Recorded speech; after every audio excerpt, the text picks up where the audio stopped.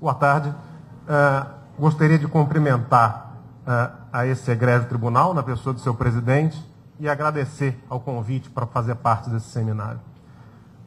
Cumprimentar também a presidente da mesa, a doutora Patrícia, grande amiga, e ao meu mestre, Ricardo.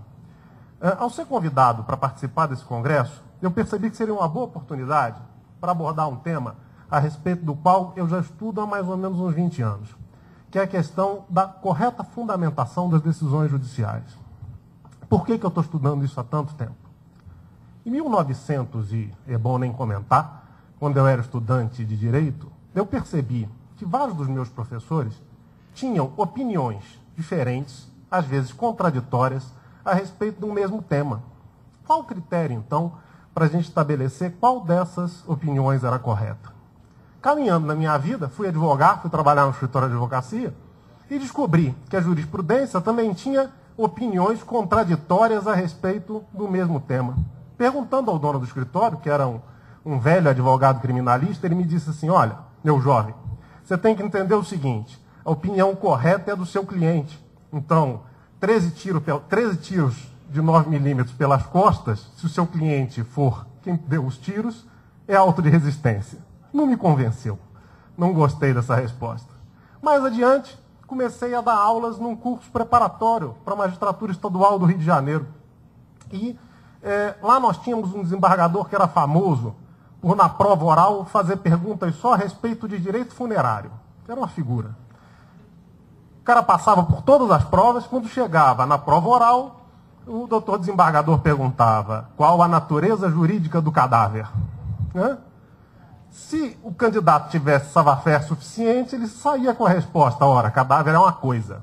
Ele não ficava feliz com isso, perguntava: é coisa móvel ou imóvel?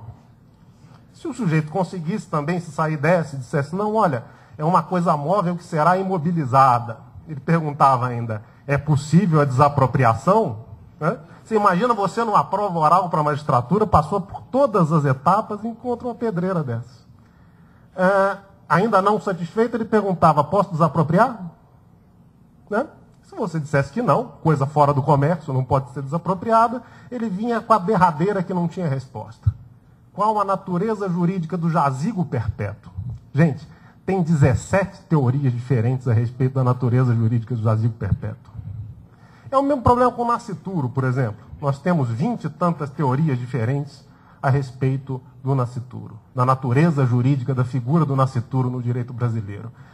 Qual é o critério que a gente vai ter, ou que a gente pode utilizar para escolher qual dessas teorias, qual dessas decisões é a de melhor qualidade, qual delas é a melhor? E disso eu tenho me ocupado ao longo da minha vida inteira como advogado. Muito interessante, ainda só mais um parêntese, desse mesmo desembargador. Um dia eu tive a oportunidade de dar aula com ele na mesma faculdade e perguntei: desembargador, como é que a gente resolve esse problema do senhor? Ninguém consegue resolver. Qual das 17 teorias a respeito do jazigo perpétuo é a correta? Ele disse: meu jovem, é uma questão de hermenêutica. Tá, hermenêutica é interpretação? Não. Existe uma grande diferença entre hermenêutica e interpretação. Hermenêutica vem de Hermes, que era o mensageiro dos deuses. Hermenêutica é interpretar a vontade dos deuses. Um pouco exagerado, né? Tudo bem que a gente, que é advogado, tem um ditado que nós dizemos sempre que juiz pensa que é Deus, desembargador tem certeza. Mas daí a hermenêutica ser a interpretação da vontade dos deuses tem uma distância. Bom, embora meus estudos não estejam diretamente voltados para a área penal, eu acho que é nessa área que a deficiência da fundamentação causa maiores prejuízos. Veja você, quantos pacientes não tiveram a sua esfera jurídica invadida, não foram presos, tiveram seus bens expropriados, sem entender por quê, criando uma situação quase que kafkaniana, né, do processo, aquele que o sujeito é julgado, condenado, executado, sem ter noção do porquê que isso acontece. De outro lado, quantas vezes o Estado não viu a sua pretensão punitiva ir por terra por decisões mal fundamentadas, determinando prisões cautelares, ou muitas vezes determinando escutas telefônicas sem a devida fundamentação. O mais preocupante desses vícios não é isso. O mais preocupante é que esses vícios de fundamento de justificação, eles acabam por solapar o Estado de Direito. O Estado de Direito se esgarça, se esvai, na medida que essas decisões proferidas pelas autoridades não são devidamente fundamentadas e justificadas. Qual é a diferença do direito? Qual é a diferença do direito para um conjunto normativo qualquer? Qual é a diferença do direito para o comando que é dado por uma facção criminosa numa determinada região? A diferença está na percepção objetiva da obrigatoriedade da norma, ou seja, na legitimidade dessa norma. Eu só vou perceber o direito como obrigatório e legítimo se eu conseguir compreender os seus comandos.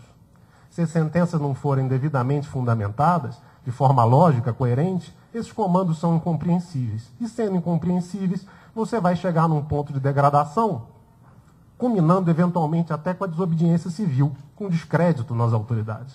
Eu não consigo entender por que isso acontece comigo, por que eu vou obedecer, né? Isso é uma situação extremamente perigosa que nenhum de nós deseja.